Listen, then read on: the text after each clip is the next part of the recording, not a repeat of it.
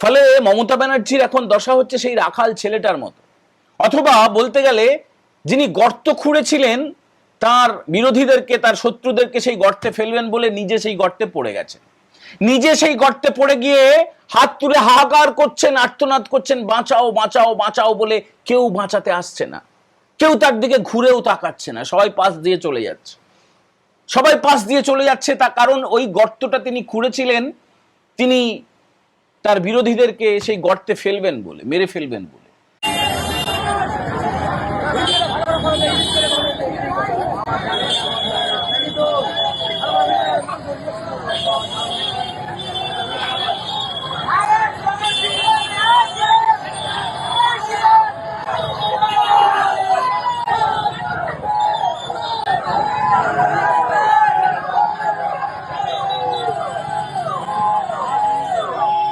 এরকম কেন হলো? কেন এরকম হলো? কেন এরকম হলো? ধর্মের লোক প্রত্যেকটা অনুষ্ঠানে আমাদের আওয়াজ করার সৃষ্টি করে। আজকে পাথর ছুঁড়েছে, আমাদের বেশ কিছু ছিল আহত হয়েছে। নিস্তা থেকে আসার সময় এই সিসাতলা বলে একটা জায়গা আছে, সেই সিসাতলায় আমাদের ছেলে। সিসাতলা কি আপনাদের অনুমতি ছিল? সিসাতলা আপনাদের অনুমতি ছিল? অনুমতি ছিল, পুলিশ। সিসাতলা আপনাদের অনুমতি ছিল? প্রশাসন বলছে সিসাতলা কোনো অনুমতি ছিল না। প্রশাসন লিখিত পারমিশন দিক, লিখিত সিসাতলা লিখিত পারমিশন দিয়ে। কি নাম আপনার? আমার নাম কিংসুক সরকার। জয় হিন্দ বন্ধুরা, আমি দীপঙ্কর মণ্ডল, আপনারা দেখছেন নবান্ন নিমন্ত্রণ। আপনাদের স্বাগত। গোটা দেশের মতো দেশের বাইরে বিভিন্ন জায়গার ছবি এবং মূলত পশ্চিমবঙ্গের এই যে রামনবমীর ছবি আপনারা কখনো এরকম দেখেছেন? আপনাদের সবাইকে স্বাগত। আপনারা এই ছবি কি দেখেছেন কখনো? আমি কখনো দেখিনি। এত আবেগ, এত ভক্তি, এত ভালোবাসা, এরকম আবেগ কখনো দেখা যায়নি। দেখুন, আমার ছোটবেলার কথা মনে পড়ছিল, যখন কিনা একদম ছোটবেলা না, যখন স্কুলে পড়ি তখন তো ভরা সিপিএমের বাজার, মানে বামফ্রন্ট সরকার একদম মধ্য গগনে রয়েছে। তখন আমরা কখনো বিরোধীরা কোনো মিছিল করতে পারতো না, আমরা কখনো দেখিনি। মানে বামফ্রন্টের বিরুদ্ধে যারা, সিপিএমের বিরুদ্ধে যারা, তারা কখনো মিছিল করতে পারতো না। আমরা একদিন মিছিল করতাম, মানে পুরো সবাই মিলে বিরাট বড় তিরঙ্গা পতাকা নিয়ে। সেটা হচ্ছে 15 আগস্টে, 15ই আগস্টে। তখন আমরা বন্দে মাতরম ধ্বনি দিতাম। বন্দে মাতরম ধ্বনির পাশাপাশি দেশের যারা স্বাধীনতা সংগ্রামী, বিপ্লবী, সবার কথা আমরা জয়ধ্বনি দিতাম। তখন ওই সিপিএমের যারা তাবড় নেতা, তারা রাস্তার পাশে বা চায়ের দোকানে জুলজুল করে দেখতে বাধ্য হতো, কারণ হাতে আমাদের জাতীয় পতাকা থাকতো। তারা বাধা দিতে পারতো না। ওই একদিনই, বছরের ওই একদিনই আমরা শোভাযাত্রা সহকারে আমরা অনেক রাস্তা, কিলোমিটারের পর কিলোমিটার হাঁটতাম এবং বেশ মনে আনন্দ পেতাম। এই আজকের এই দৃশ্যের সঙ্গে আমার ছোটবেলার কথা মনে পড়ছিল এই কারণে, তখন ওই বামফ্রন্টের বিরুদ্ধে কোনো বিরোধীরা মিছিল করতে পারতো না। এবং এখন 15 বছর ধরে যে শাসক দল তৃণমূল কংগ্রেস রয়েছে, তাদের বিরুদ্ধে রামনবমীর মিছিল করলেই পুলিশ বাধা দিত, দু পা এগোতে দিত না। কোনো রকমের জয় শ্রীরাম ধ্বনি দিলে মমতা ব্যানার্জি খেপে যেতেন। কিন্তু তিনি বুঝে গেছেন, তার মনে থাকবে আপনাদের, তার বিমান 1.5 ঘন্টা ধরে আকাশে চক্কর দিচ্ছিল। তার আগে তিনি কয়েক বছর আগে রামনবমীর দিনে এবং রামনবমী বাদে জয় শ্রীরাম ধ্বনিকে গালাগালি বলেছেন, আর যা যা হয়েছে সব আপনারা জানেন। তিনি আবার নির্দেশ দিয়ে দিলেন তৃণমূলকে, মানে তার যারা, তার নিজের দলকে, যে তোমরাও জয় শ্রীরাম বলো, তোমরাও রামনবমী উদযাপন করো। তো তারাও করেছে, তারা তাদের মতো করেছে। ভালো, রাম নাম যত জায়গায়, যতবার, দিনে রাতে সকালে দুপুরে, যখন খুশি, যতবার খুশি হবে, তত সমাজের পক্ষে মঙ্গল।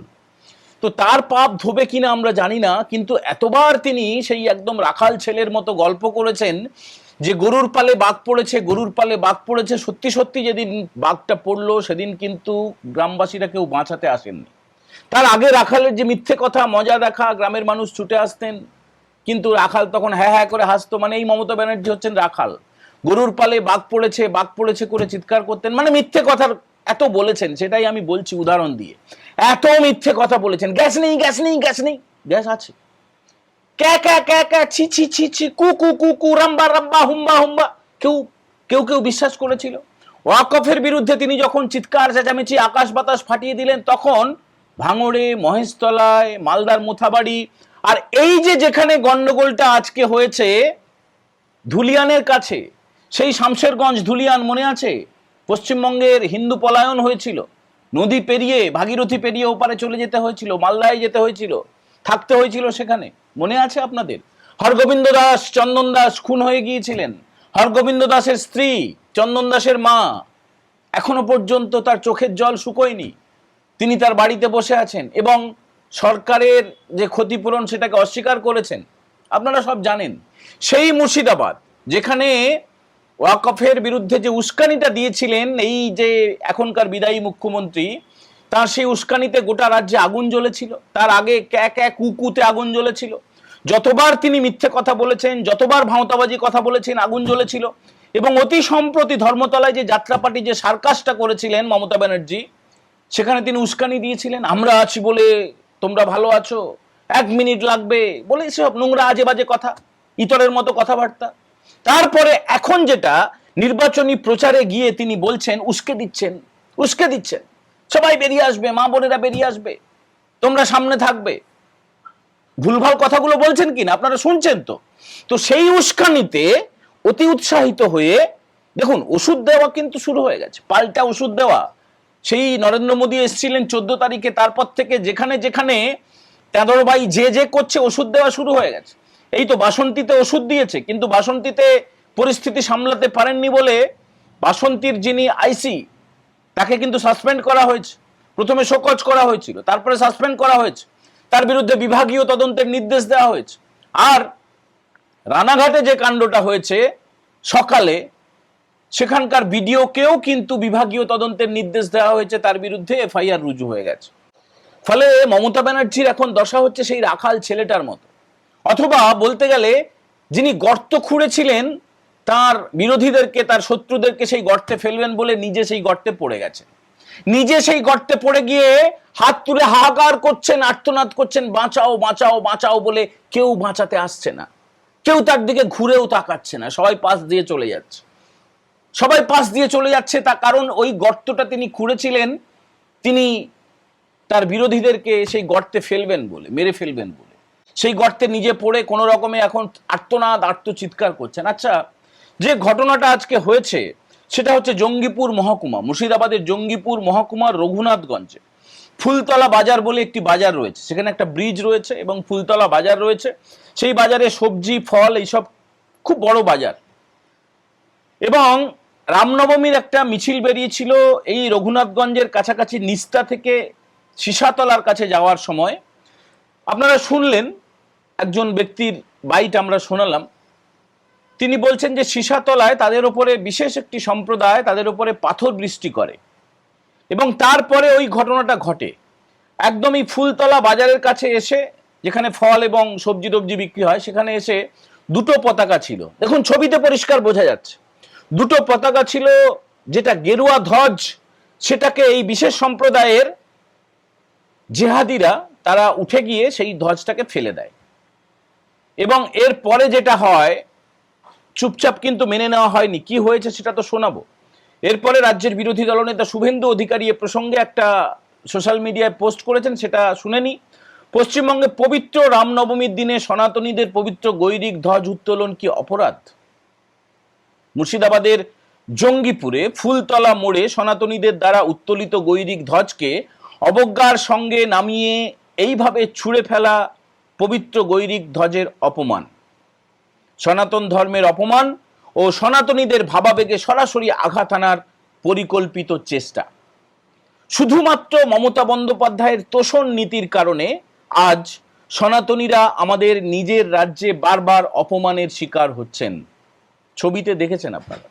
আমি জঙ্গিপুরের পুলিশকে বলবো, অবিলম্বে এই চিহ্নিত জেহাদিকে গ্রেপ্তার করে গারদের পিছনে চালান করুন। এটা তো শুভেন্দুবাবু, তিনি সাংবিধানিক রীতিনীতি মেনে, তিনি রাজ্যের বিরোধী দলনেতা, তিনি অত্যন্ত সংবেদনশীলতার সঙ্গে প্রতিবাদটুকু রেজিস্ট্রি করেছেন। এবং এর পরে যেটা হয়েছে বন্ধুরা, দেখুন সেটাও বলা আমাদের কর্তব্য। সেটা ন্যায় না অন্যায় সেটা তো জানি না। মানে নিউটনের 3য় সূত্র অনুসারে প্রত্যেক ক্রিয়ার একটা সমান এবং বিপরীত প্রতিক্রিয়া থাকে, আছে তো। Every action has a equal and opposite reaction. তো সেই রিয়াকশনটা হয়েছে ফুলতলা বাজারে। ফুলতলা বাজারে এরপরে যে রামনবমীর শোভাযাত্রায় থাকা যারা সনাতনী হিন্দুরা গৈরিক ধ্বজ নিয়ে যারা শোভাযাত্রা করছিলেন, যারা জয় শ্রীরাম ধ্বনি দিচ্ছিলেন, তারা কিন্তু থেমে থাকেন। তারা ওখানে গিয়ে মানে যেখান থেকে ওই গৈরিক ধ্বজটাকে নামিয়ে দেওয়া হয়েছিল, ফেলে দেওয়া হয়েছিল, সেখানে গিয়ে আবার তারা তাদের যে পতাকা, আমাদের যে পতাকা, পবিত্র গৈরিক ধ্বজকে সেখানে উত্তোলন করেছেন। এর পাশাপাশি যেটা হয়েছে, এই যে পাথর ছোড়া আর সেই আগের সব পুরনো ধুলিয়ান এখান থেকে কাছেই, ধুলিয়ান শামশেরগঞ্জের ঘটনা, সেগুলো তো তারা ভুলে যাননি। হরগোবিন্দ দাস, চন্দন দাসের নিরপরাধ দুজন মানুষের হত্যা, অকারণে গরিব দুজন মানুষকে, এবং সত্যি সত্যি তো মমতা ব্যানার্জির উস্কানির ফলেই হয়েছে। তারপরে তার রিয়াকশনও হয়েছে। বেশ কিছু দোকান, মানে যারা পাথর ছুঁড়েছিল বিশেষ সম্প্রদায়ের দোকান, কিছু ভাঙচুর হয়েছে, কিছু অগ্নিসংযোগ হয়েছে, এবং কিছু বাটাম দিয়ে শায়েস্তা করা হয়েছে। দেখুন, এটার পক্ষে না বিপক্ষে তারা ঠিক করেছে না ভুল করেছে, এটা হচ্ছে ঘটনা। এটা হচ্ছে ঘটনা। আজকে রামনবমীর মিছিলকে কেন্দ্র করে একটা বড় অশান্তি হয়েছে। এটা হচ্ছে মেন স্ট্রিম সংবাদ মাধ্যমের খবর, কিন্তু এর পিছনের আসল রহস্য হচ্ছে এটা। প্রকৃত সত্যটা হচ্ছে এইটা।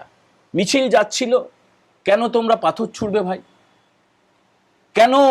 একটা তো পতাকা আছে, সেই পতাকাকে তো কেউ ভাঙচুর করার চেষ্টা করেনি। এই যে ফুলতলা বাজারে ব্রিজের ওপরে যেখানে লেখা আছে জঙ্গিপুর পুরসভায় আপনাকে স্বাগত, সেই জঙ্গিপুর পুরসভার সেই প্রবেশদ্বারের আগে রঘুনাথগঞ্জের ফুলতলা বাজারে কে আপনাকে ক্ষমতা দিল? কে আপনাকে এই সাহস দিল যে উঠে আপনি গৈরিক ধ্বজটাকে ফেলে দেবেন? সেটা অন্যায় তো অবশ্যই হয়েছে, পাথর ছোড়া তো অবশ্যই অন্যায় হয়েছে। শুভেন্দুবাবু তো ঠিকই লিখেছেন যে এই জেহাদিদেরকে দ্রুত গ্রেপ্তার করতে হবে, এবং তারপরে অ্যাকশনের রিয়াকশনও হয়েছে। মানে এইটা হচ্ছে এখন পরিবর্তিত পশ্চিমবঙ্গের আসল ছবি, যে তুমি মেরে দিয়ে চলে যাবে, চোখ রাঙিয়ে চলে যাবে, ধমকে দিয়ে চলে যাবে, চমকে দিয়ে চলে যাবে, আর আমি চুপচাপ মাথা নিচু করে চলে আসব, সেটা চলবে না। সেটা আপনারা 14 তারিখে, 14ই মার্চে উত্তর কলকাতার গিরিশ পার্কে দেখেছেন, তারপরে বরানগরে দেখেছেন, তারপরে বাসন্তীতে দেখেছেন, তারপরে জেলায় বিভিন্ন জায়গায়, আপনাদের পাড়ায় পাড়ায় আপনারা অন্তত সাহস করে বলছেন। এই কথা বলাটার সাহস কিন্তু ছিল না। এটা হয়েছে কখন? যখন এই বিদায়ী মুখ্যমন্ত্রী, যিনি প্রকাশ্যে বলছেন আমার সমস্ত ক্ষমতা কেড়ে নিল, সেই ক্ষমতাটা কেড়ে নেওয়ার পরে।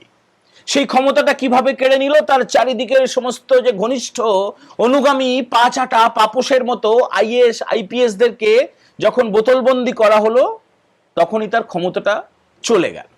এরপরে এখনো পর্যন্ত একদম নিচু তলায় যারা পা চেটে যাচ্ছে, পদলেহন করে যাচ্ছে, সেই বিডিও, ওসি, আইসিদের একটা তালিকা কিন্তু টাইপ করা শুরু হয়ে গেছে।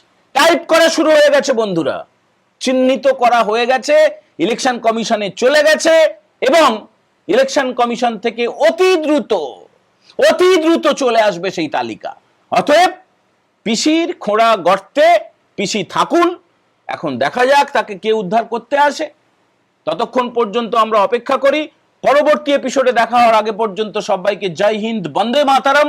যারা প্রথমবার দেখছেন অবশ্যই তারা নবান্ন নিমন্ত্রণ চ্যানেলটা সাবস্ক্রাইব করবেন, ভালো লাগলে বন্ধুদের সঙ্গে শেয়ার করবেন, আর জানাবেন আজকের এপিসোড আপনাদের কেমন লাগলো, কমেন্ট অবশ্যই করবেন। সবাই ভালো থাকবেন।